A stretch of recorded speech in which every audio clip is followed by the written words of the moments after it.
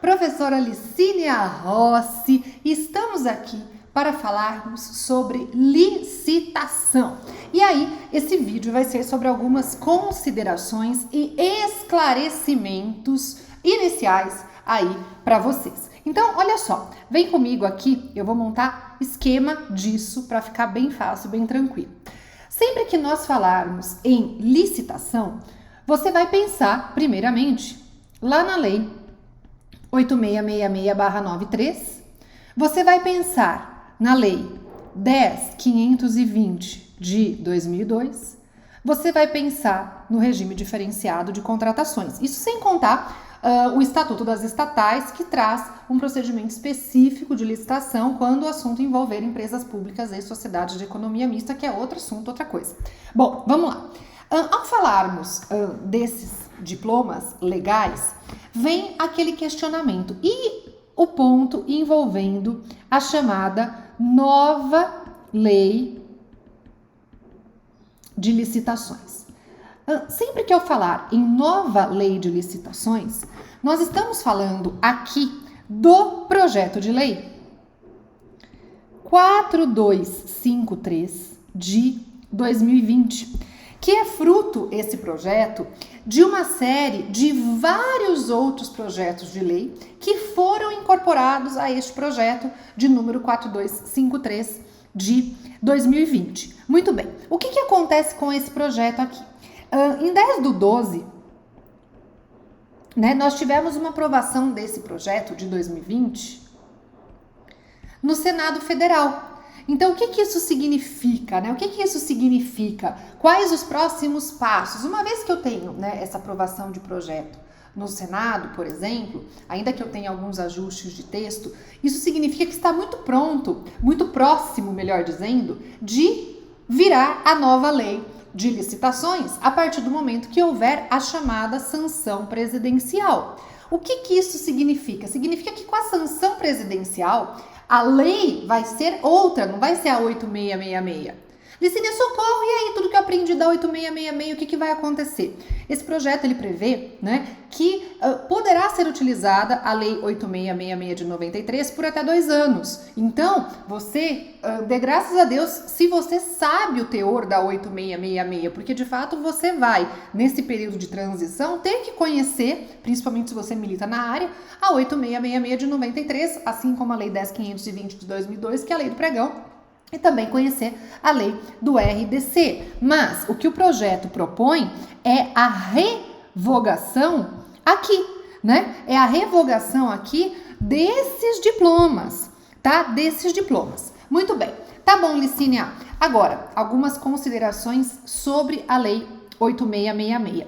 Sempre que nós falarmos da lei 8666, o que acontece? Veja só, e vou colocar aqui um mapa mental para vocês. Olha só, primeiramente nós temos uma fase, toda vez que a administração quiser contratar alguma coisa, a prestação de um serviço ou comprar produtos, obras, realização de obras ou serviços e compras que a administração faça, nos termos lá do artigo 37, inciso 21, primeiramente tem que existir um planejamento, que é o que nós chamamos de fase interna, que na lei 8666 consiste na elaboração do instrumento convocatório, que é o edital contendo as regras do certame do procedimento licitatório, a nomeação de uma comissão de licitação, que pode ser temporária ou não, lá nos termos do artigo 51, e aí ela vai definir o que licitar, como licitar, quanto que ela está disposta a gastar para avaliar entre os possíveis licitantes qual que vai ter a melhor proposta.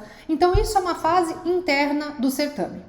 Aí, então, na Lei 8666 de 93, eu passo para uma fase externa do procedimento.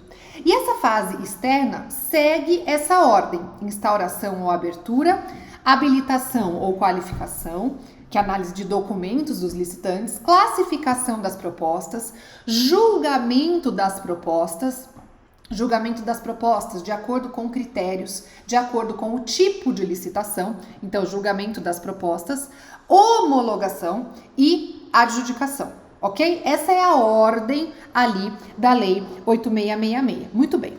Com a chamada nova lei, essa ordem do procedimento não seria essa. Ah, não, Licínia, não. Seria, na verdade, a mesma ordem do pregão e do próprio RDC. Ou seja, aquela ordem em que eu tenho, primeiramente, a análise das propostas, para depois olhar a documentação e depois proceder então e passar para a fase de habilitação. Então esse já é um ponto importante trabalhado no projeto de lei 4253 de 2020. Esse é o primeiro ponto. Outra coisa, veja, aqui eu tenho uma lista, e eu vou colocar para vocês, eu tenho uma lista aqui de critérios de julgamento, né, que é chamado tipo de licitação, a depender se nós estamos na lei 8666, coloquei aqui também da lei 13.303 de 2016, que é o Estatuto das Estatais, então também tem critérios de julgamento específicos no Estatuto das Estatais, e temos a lei 10.520 de 2002, que é a lei do pregão. Quando o assunto envolve a lei 8666 de 93, o que eu tenho de critérios? De julgamento das propostas. Eu tenho o do menor preço, da melhor técnica, da conjugação de técnica e preço e o do maior lance ou oferta, ok? Ok até aqui? Só que o que acontece? E veja só, e esse é o ponto, né? E no pregão, olha só, no pregão eu tenho o do menor preço. Já mostro do Estatuto das Estatais. O que acontece?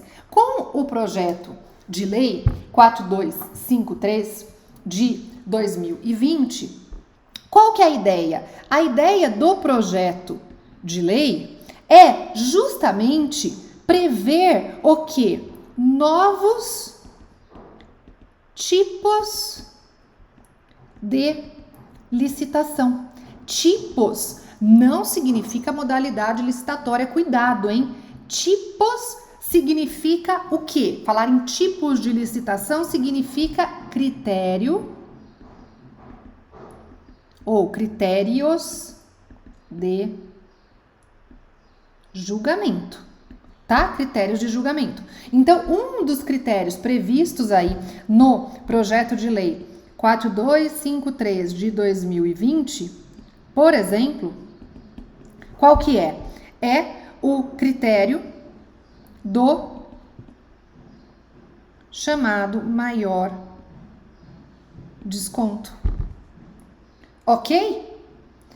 Então veja, olha só que pontos aí importantes, né? Então aí vocês vão ter que dar uma boa estudada nisso. O maior desconto já é previsto na Lei 13.303 de 2016, que é o Estatuto das Estatais, que é estudado na aula de organização da administração. Então repare, não adianta um aluno adquirir, por exemplo, um curso que só tem a lei de licitações, porque os temas eles se conversam. Certo? Tanto é que aqui, quando o assunto envolve a Lei 13.303 de 2016, que cuida do Estatuto das Estatais, ele traz a ideia do maior desconto como tipo de licitação, como critério de julgamento, que é um dos critérios previstos na nova Lei de Licitações, né? E esse critério do maior desconto não tem nem na lei do pregão, que é a lei 10.520 de 2002, e nem na 8666 de 93, tal qual nós temos hoje.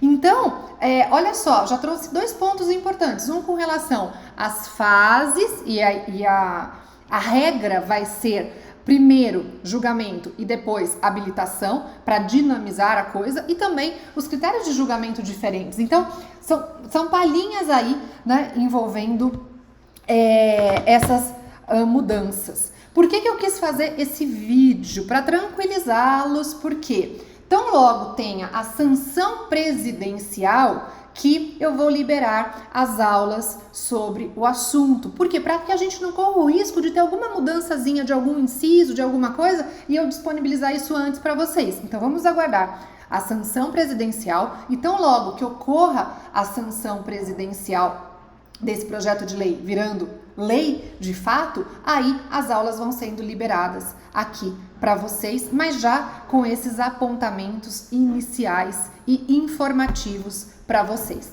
Um beijo e até a próxima!